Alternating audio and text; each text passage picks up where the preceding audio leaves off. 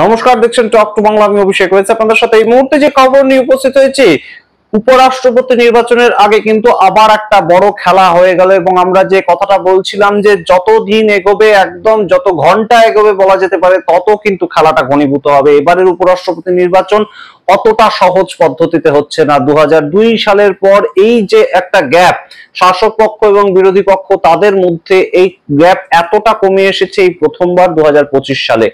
এবং যেভাবে ভোটটা আচমকা অনুষ্ঠিত হচ্ছে, সেখানে কিন্তু আরো হাড্ডাহাড্ডি একটা লড়াইয়ের খবর উঠে আসছে। আমরা এর আগেই আপনাদেরকে জানিয়েছিলাম রাজনাথ সিং ফোন করছেন বিভিন্ন মানুষকে। রাজনাথ সিং ফোন করেছিলেন নবীন পটনায়ক, ওড়িশার যিনি প্রাক্তন মুখ্যমন্ত্রী ছিলেন, বিজেডি দলের নেতা। তিনি তার শারীরিক অসুস্থতার কারণ দেখিয়ে তৎকালীন সময় কিচ্ছু বলেননি। তিনি বলেছিলেন যে তিনি সময় মতন জানিয়ে দেবেন, এবং সেই সময়টা এসে পড়েছে এবং নবীন পটনায়ক সম্পূর্ণ জানিয়ে দিয়েছেন যে তারা ভোট দানে বিরত থাকবেন। অর্থাৎ তাদের দলের যে 8 জন সাংসদ রয়েছে রাজ্যসভাতে, তারা কেউ ভোট দিতে যাবেন না উপরাষ্ট্রপতি নির্বাচনে। এর কি প্রভাব পড়তে পারে ভোটে, এবং কিভাবে একদম আইএনডিআই এর জোট সেই প্রভাবের ফসলটা নিজেদের ঘরে আনতে পারে, সেটা আমরা পরে ব্যাখ্যায় আসছি। এছাড়াও আরেকটা দল রয়েছে, সেটা তেলেঙ্গানার থেকে। এটা আরো গুরুত্বপূর্ণ।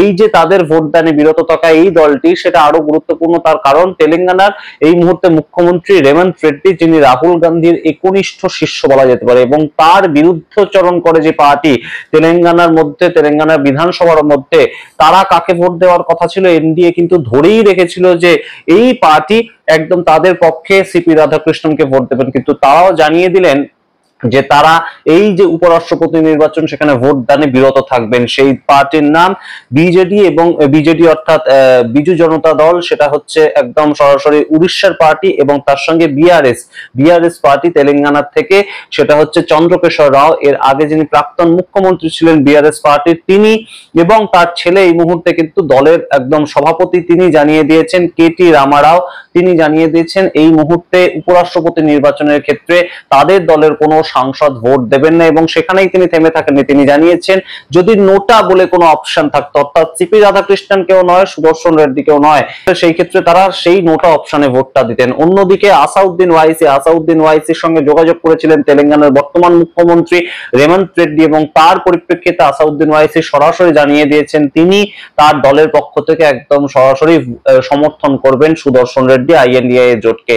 সমস্তটাই অত্যন্ত গুরুত্বপূর্ণ। দুটো দল ভোটদান থেকে বিরত থাকবে সরাসরি জানিয়ে দিল, এবং যে ভোটগুলো কিন্তু ধরে রেখেছিল নিজেদের পকেটস্থ ভোট হিসেবে ভারতীয় জনতা পার্টি বা এনডিএ। তো এই সমস্ত কিছু নিয়ে আলোচনা করবো। তার আগে অবশ্যই টক টু বাংলা ইউটিউব চ্যানেলটিকে সাবস্ক্রাইব করে দিন, এই ভিডিও দেখুন শেষ অবধি স্কিপ না করে। আপনারা জানেন যে এই মুহূর্তে কিন্তু দাঁড়িয়ে আছি আমরা যে জায়গাটায়, একদম 24 ঘন্টার মধ্যে রয়েছে উপরাষ্ট্রপতি নির্বাচন। ভারতবর্ষ উপরাষ্ট্রপতি জগদীপ ধনখড় হঠাৎ করে তিনি ছেড়ে দিয়ে চলে যান, তার পদ থেকে ইস্তফা দেন, এবং সেই ইস্তফা নিয়ে বিস্তর বিতর্ক তৈরি হয়েছে। কিন্তু তিনি ইস্তফা যখন দেন, পরবর্তীতে ভারতবর্ষ ইলেকশন কমিশন তারা একটা নোটিশ জারি করে, এবং সেই পরিপ্রেক্ষিতে সিপি রাধাকৃষ্ণন এনডিএর প্রার্থী হন। এবং সিপি রাধাকৃষ্ণনের বর্তমান পরিচয়, তিনি মহারাষ্ট্রের একজন রাজ্যপাল। এবং সেই জায়গা থেকে অন্যদিকে আইএনডিএ জোটকে তারা রিকোয়েস্ট করে যে আপনারা প্রার্থী দেবেন না, বিনা প্রতিদ্বন্দ্বিতায় সিপি রাধাকৃষ্ণনকে উপরাষ্ট্রপতি হতে দিন। কিন্তু সেটা শোনেনি আইএনডিএ জোট। তারা তাদের পক্ষ থেকে প্রার্থী হিসেবে ঠিক করে সুদর্শন রেড্ডি, সুপ্রিম কোর্টের জাজ, এবং প্রাক্তন বহু তিনি কিন্তু হাইকোর্টে কাজ করেছেন হাইকোর্টের জাজ হিসেবে। সেই জায়গা থেকে সিপি রাধাকৃষ্ণন এবং সুদর্শন রেড্ডির মধ্যে একটা ভোট অনুষ্ঠিত হবে আগামীকাল। কে চুজ হবেন উপরাষ্ট্রপতি হিসেবে সেটা সময় বলবে, কিন্তু এই মুহূর্তে দাঁড়িয়ে খেলাটা কিন্তু অনেকটা ঘুরে গেল। তার কারণ এনডিএ শরিক দল হিসাবে কিন্তু আমরা যে পার্টিগুলোকে দেখতে পাচ্ছি, তার মধ্যে ঠিক যেমন ভাবে আমরা দেখতে পাচ্ছি যে একদম নীতিশ কুমার বিহার থেকে চাপ দিচ্ছেন, চিরাগ পাসওয়ান বিহার থেকে চাপ দিচ্ছেন, একনাথ শিন্ডে মহারাষ্ট্র থেকে তিনি যে কোনো সময় তার 7 জন সাংসদ ক্রস ভোটিং করতে পারেন। কিন্তু ক্রস ভোটিং যারা করবেন না, যারা ভোট দিতেই যাবেন না, এবং সেটা কিন্তু কোথাও গিয়ে ক্রস ভোটিং এর সমতুল্যই। তার কারণটা আপনাদেরকে বলি, এই যে বিজেডি পার্টি ওড়িশার থেকে, তাদের 7 জন সাংসদ রয়েছে রাজ্যসভায়। এই 7 জন সাংসদ কিন্তু সম্পূর্ণ ধরে রেখেছিল এনডিএ। তার কারণ রাজনাথ সিং নিজে তাকে ফোন করেছিলেন, এবং তার সঙ্গে ফোন করেছিলেন কিরেন রিজিজু, যা খবর উঠে আসছে। এই দুজন নেতা, তাবড় নেতা, তাকে ফোন করার পরবর্তীতেও তিনি কিন্তু কোনোভাবেই তৎকালীন সময় নবীন পট্টনায়ক কোনো কথা বলেননি। কিন্তু আজকে তার দলের তরফ থেকে সম্বিত পাত্র সরাসরি জানিয়ে দিলেন যে ওড়িশায় এই মুহূর্তে 4 কোটি যে জনবসতি, তাদের উপরেই, তাদেরকে নিয়েই ভাবতে চাইছে বিজেডি। অর্থাৎ তাদের যে দল, সেটা শুধুমাত্র ওড়িশাকে নিয়ে ভাবতে চাইছে। তার উপরাষ্ট্রপতি নির্বাচনের ক্ষেত্রে ভোটদান থেকে বিরত থাকবে। এতে কার লাভ হবে? এই যে 8টা ভোট পড়বে না এনডিএ জোটের পক্ষে, সেটা কিন্তু অবশ্যই এই মুহূর্তে একটা তাৎপর্যপূর্ণ বিষয়। এনডিএ এর ভোটটা না পড়া, এনডিএ এর পক্ষে ভোটটা না পড়া, সেটাও কিন্তু আইএনডিএ জোটের কাছে একটা ফাঁকা স্পেস, এবং সেই ফাঁকা স্পেসটা কিন্তু অবশ্যই কাজে লাগানোর একটা চেষ্টা করবে। এই মুহূর্তে নতুন ভাবে রণকৌশল তৈরি করবে আইএনডিএ জোট, তেমনই খবর। তার কারণ আজকে সন্ধ্যেবেলা যেখানে নরেন্দ্র মোদী তিনি তার বাড়িতে ডিনারটা ক্যান্সেল করে দিয়েছেন, মল্লিকার্জুন খার্গে আইএনডিএ জোটের বিভিন্ন দলের যারা সাংসদ তাদেরকে কিন্তু নিজের বাড়িতে ডেকেছেন, এবং সেখানে কিন্তু যারা প্রথমবার সাংসদ হয়েছেন তাদেরকে কিন্তু শেখানো হবে একদম কিভাবে ভোটদান করতে হয়। একটা বিশেষ পেন থাকে এবং সেই বিশেষ পেনটা দিয়ে কিভাবে সই করলে সঠিক জায়গায় সইটা পড়বে এবং একজন এমপির ভোটটা গৃহীত হবে, তা না হলে অমান্য হয়ে যায়। এমপির ভোটটা যদি সইটা ঠিকঠাক করে ঠিক জায়গায় না করা যায় তাহলে সেই ভোটটা গৃহীত হয় না। সেই জায়গা থেকেই কিন্তু এই মুহূর্তে একটা রীতিমতন প্রেক্ষাপট তৈরি হয়েছে যে আজকে আইএনডিএ জোট তারা সাংসদদের শেখাবে এবং তাদের মধ্যে একটা আলাপ আলোচনা হবে, ভোট স্ট্র্যাটেজি নিয়ে কথাবার্তা হবে। সেই জায়গায় একদম তেলেঙ্গানার যে দল, তেলেঙ্গানার দল কিন্তু বিআরএস দল, অত্যন্ত তাৎপর্যপূর্ণ এই দলটার সম্বন্ধে কথাটা যেটা বেরিয়ে আসছে।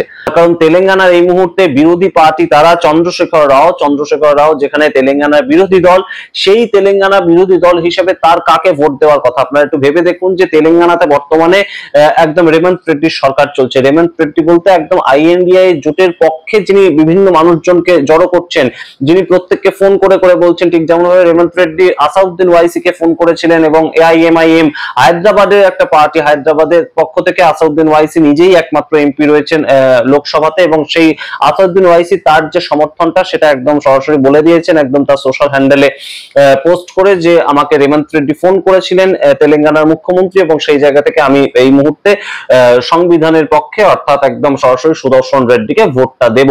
সুতরাং বুঝুন আপনারা, এই যে একদম রেমন্ত রেড্ডির বিপরীতে থাকা চন্দ্রশেখর রাওয়ের পার্টি, তাদের কিন্তু স্বাভাবিক কারণেই ধরা হয়েছিল যে তাদের সমস্ত সাংসদেরা গিয়ে ভোটটা দেবেন বিজেপির প্রার্থী, কিংবা বলা যেতে পারে এনডিএ শরিক দল হিসেবে তারা ভোটটা দেবেন। কিন্তু তারা এই মুহূর্তে ভোটদানে বিরত থাকবেন, এবং সেটা জানিয়ে দিলেন প্রাক্তন যে মুখ্যমন্ত্রী চন্দ্রশেখর রাও, তার ছেলে কেটি রামারাও, এবং তিনি কিন্তু দলের সভাপতি, বর্তমানে কার্যকর সভাপতি, এবং তিনি জানালেন যে কথাটা সেটা আরো গুরুত্বপূর্ণ। তিনি একটা অছিলা দিলেন বলা যেতে পারে। তার কারণ তিনি বললেন যে কৃষকদের যে দুর্দশা এই মুহূর্তে, কৃষকদের বিভিন্ন সারের মধ্যে যেভাবে একদম আমরা দেখতে পাচ্ছি যে বিভিন্ন সময় বিভিন্ন কীটনাশক ছড়িয়ে দেওয়া হচ্ছে, তার ফলে কৃষকদের যে দুর্দশা, তাই জন্য তিনি সরাসরি এই মুহূর্তে আর কোনোভাবেই তার দলের পক্ষ থেকে উপরাষ্ট্রপতি নির্বাচনে ভোটদানে তারা বিরত থাকবেন, এবং নোটা হিসাবে যদি কোনো একটা অপশন থাকতো তাহলে তার দলের সাংসদরা নোটায় গিয়ে ভোটটা দিতেন। আপনারা বুঝতেই পারছেন এই মুহূর্তে এই দুটো দলের সরে যাওয়া সম্পূর্ণ উপরাষ্ট্রপতি নির্বাচন থেকে, সেটা কিন্তু অবশ্যই তাৎপর্যপূর্ণ, এবং এনডিএ তে ধস বলা যেতেই পারে।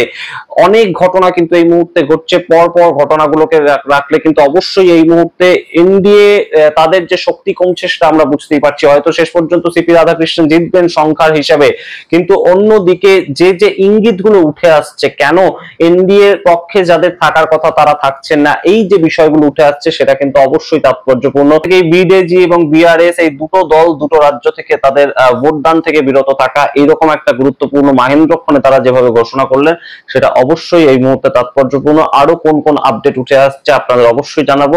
অন্যদিকে এই মুহূর্তে আসাউদ্দিন ওয়াইসি তিনি কিন্তু জানিয়েছেন যে আইএনডিএ জোটের পক্ষেই তিনি ভোটদান করবেন, এবং তৃণমূল কংগ্রেসের বিভিন্ন সাংসদ তারাও কিন্তু উড়ে গিয়েছেন নিউ দিল্লিতে একদম ভোটদানে অংশগ্রহণ করার জন্য। সুতরাং আগামীকাল নির্বাচিত হতে চলেছেন ভারতবর্ষের পরবর্তী উপরাষ্ট্রপতি। এখন অঙ্কের হিসাব কি সঠিক পথেই থাকে, নাকি অঙ্কের হিসাব কিছুটা হলেও ঘাটতিতে দেখা যায়? আমরা যদি দেখতে পাই যে ক্রস ভোটিং হচ্ছে, ক্রস ভোটিং হলে সেটা হওয়ার সম্ভাবনা যথেষ্ট পরিমাণে রয়েছে। বিজেপি নিজস্ব যারা এমপি তাদের মধ্যেও ক্রস ভোটিং করার একটা টেন্ডেন্সি রয়েছে বিভিন্ন ক্ষেত্রে, এবং অন্যান্য শরিক দলের মধ্যে তো আমরা দেখতেই পাচ্ছি কেউ বলছেন ভোটদানে বিরত থাকবেন, কেউ তাদের বিভিন্ন ইস্যুগুলো সেগুলো চাপিয়ে দিচ্ছেন যে এতগুলো সিট চাই বিহারে, আমাদের এতগুলো সিট চাই। এই বিষয়গুলো কিন্তু অবশ্যই কাজ করছে, এবং নরেন্দ্র মোদী তার নিজের বাড়িতে যে ডিনার সেটাকে ক্যান্সেল করে দিলেন। অন্যদিকে আজকে সন্ধ্যেবেলা মল্লিকার্জুন খার্গে তিনি কিভাবে একটা গেম প্ল্যান সাজান একদম শেষ মাহেন্দ্রক্ষণে, সেটা আমরা নজর রাখবো। সেই সমস্ত খবরের আপডেট আপনাদের দিতে থাকবো। তবে নবীন পট্টনায়ক এবং চন্দ্রশেখর রাও তাদের দুজনের যে সম্পূর্ণ সরে যাওয়া উপনির্বাচনের যে ভোটদান থেকে বিরত হয়ে যাওয়া তাদের পার্টির সমস্ত সাংসদদের নিয়ে, সেটা কিন্তু অবশ্যই একটা এই মুহূর্তে ওয়াকিবহাল মহল মনে করছে যে আইএনডিএ জোটের পক্ষে খানিকটা হলেও একটু পথটা প্রশস্ত হলো। আমরা এখন দেখবো শেষ ফলাফল কি হয়। দেখতে থাকুন টক টু বাংলা, অবশ্যই টক টু বাংলা ইউটিউব চ্যানেলকে সাবস্ক্রাইব করে দিন। ধন্যবাদ।